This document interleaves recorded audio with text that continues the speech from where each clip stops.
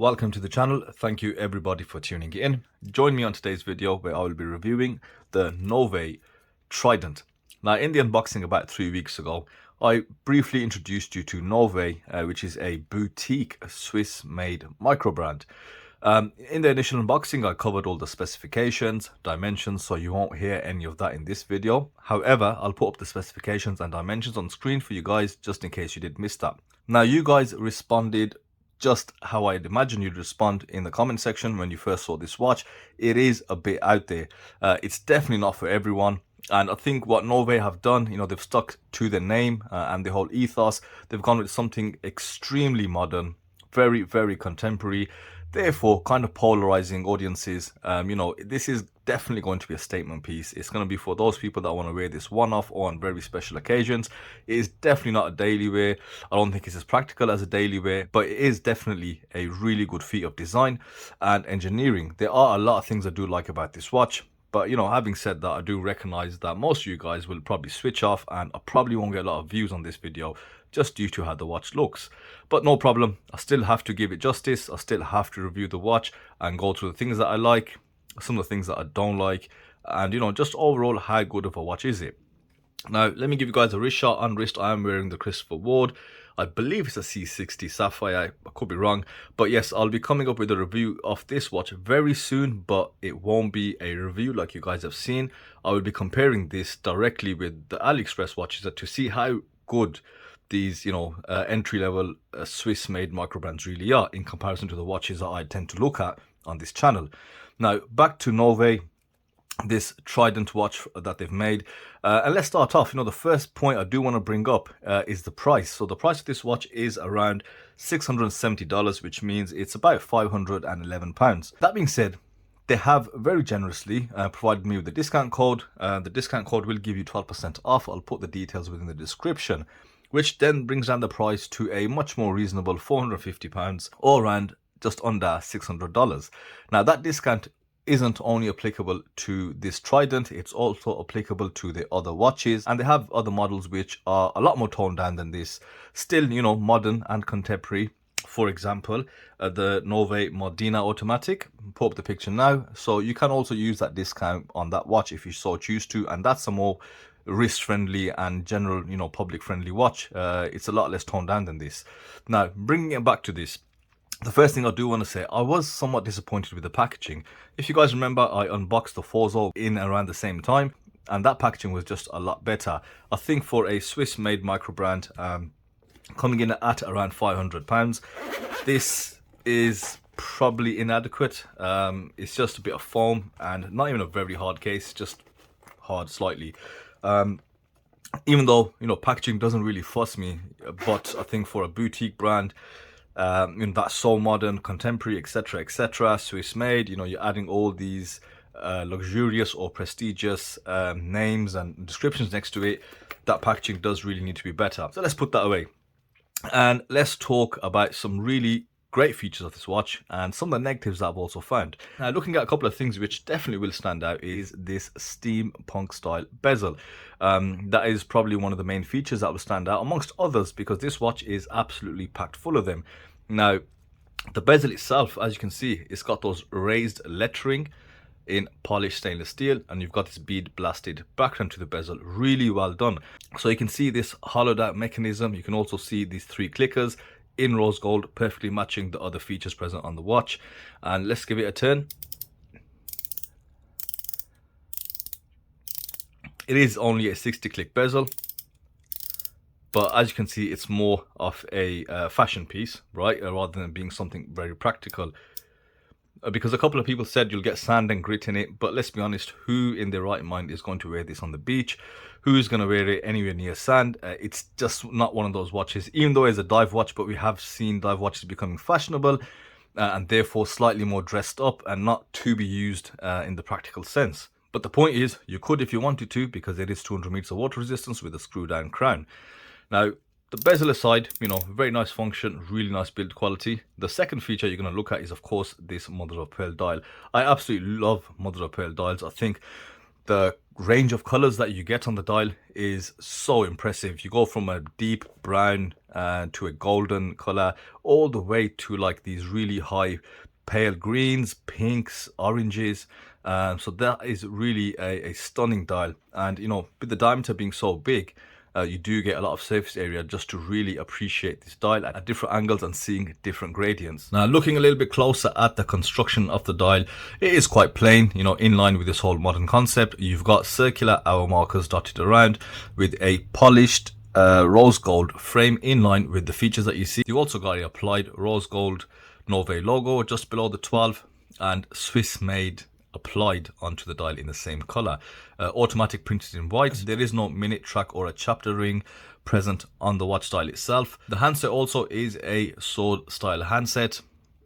You can see just some slight bit of chamfering helping the light bands off on either end, and you've got this lume applied in the center. Quite broad and very visible hands. Now, my first two criticisms, and I believe the only criticisms that are let's say objective, is the size of the hands and the lack of minute markers. Now, personally, the absence of minute markers or a chapter ring on a dive watch, or any watch for the matter, I can't stand it. Maybe I've got a bit of OCD, but you know, when setting the time, I do want it to be as precise as possible, fully knowing automatic watches lose time. But that's something I really have to see on a dial in order for it to make sense. I kind of switch off from watches that don't have those minute markers, because to me it's just slightly less practical. Now, the second thing I want to talk about, of course, the handset. That second hand is just way too small. You've got a really nice large pip on the end of the second hand. However, the length is quite off-putting for me. I believe it should be quite a bit longer. With the absence of minute markers, again, it doesn't really make it a lot easier. Now, you do also have a date window at 3 o'clock, embellished in the same way as the rest of the features, that rose gold feature. And for me, I think it would have better suited the design if they took out the date window.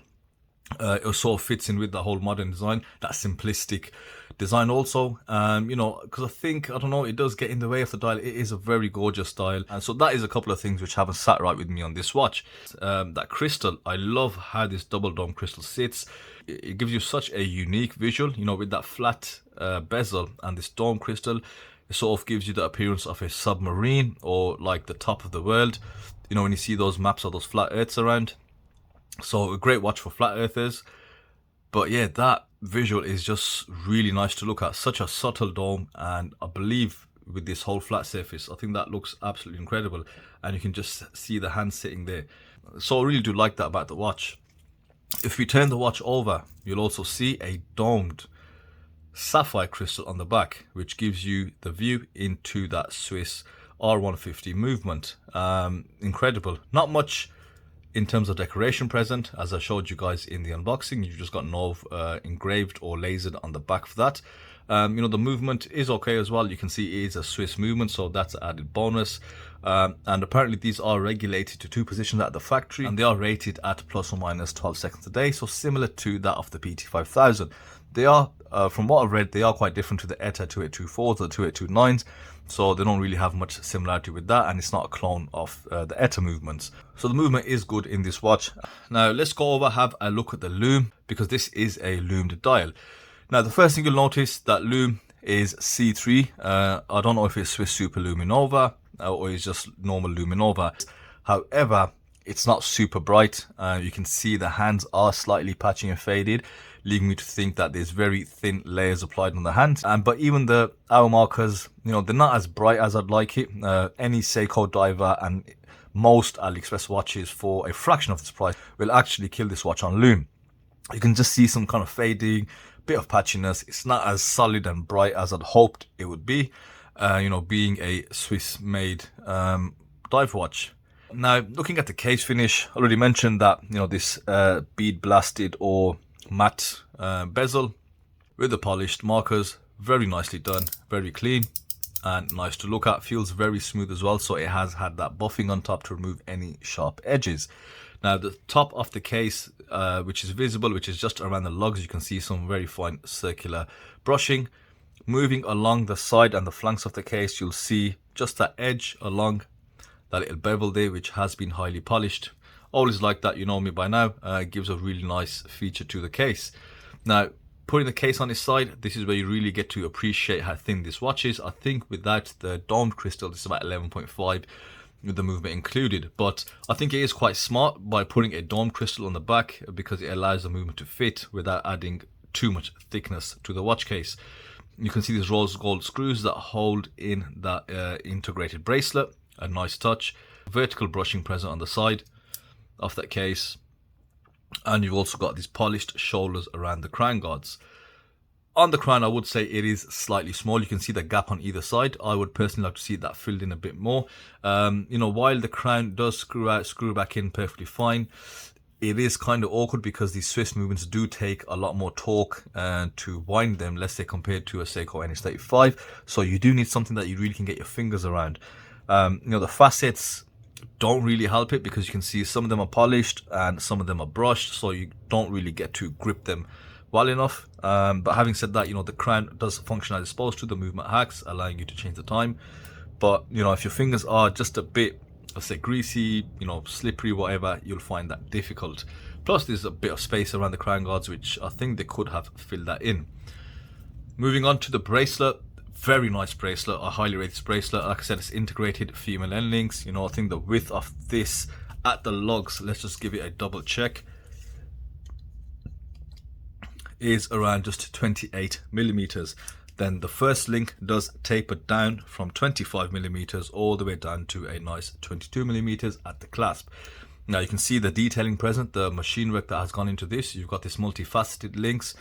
You know, I haven't seen these kind of bracelets before. Very nice. You've got a flat surface which has been brushed in a linear fashion, and then you've got this matte effect just below there to help that, you know, brushed surface stand out. And you've got the facets on either sides. So a lot of work has gone into this bracelet, and I really do appreciate that. And that is the point that I do want to bring when looking at a watch like this. Yes, it may not be for everybody. It may only be for a very small amount of people in the market, but you know, I still can appreciate the levels this watch has gone to in order to produce something so well.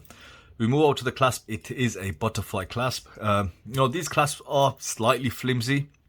You know, they're not the best, but I do like how they have finished it off with that Nove button at the top. So you press it in and that completes that. Gives you a very seamless finish, and I expect that with a dressed up dive watch.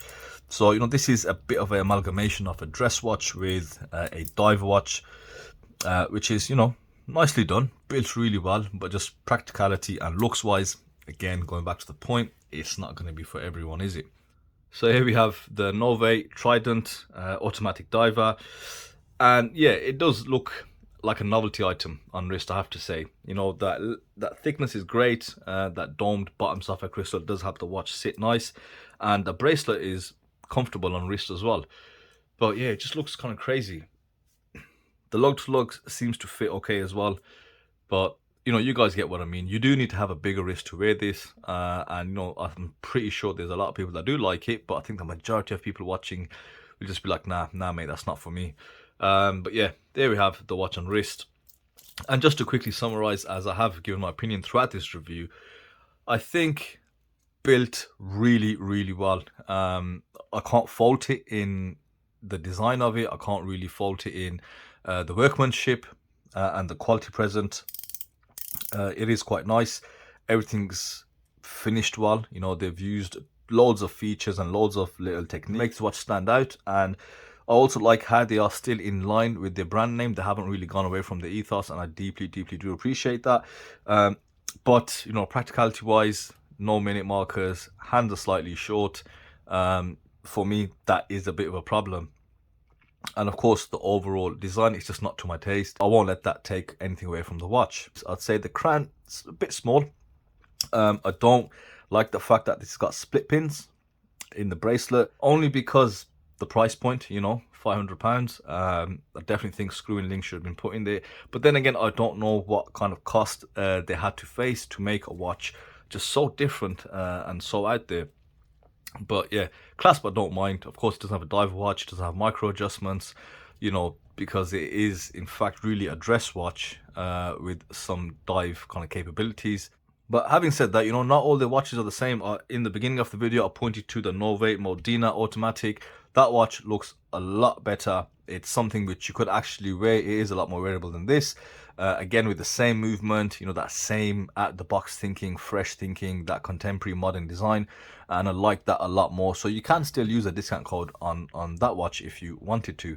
But yeah, I think that's me done for this review. Thank you everyone for watching, and I will see you on the next video.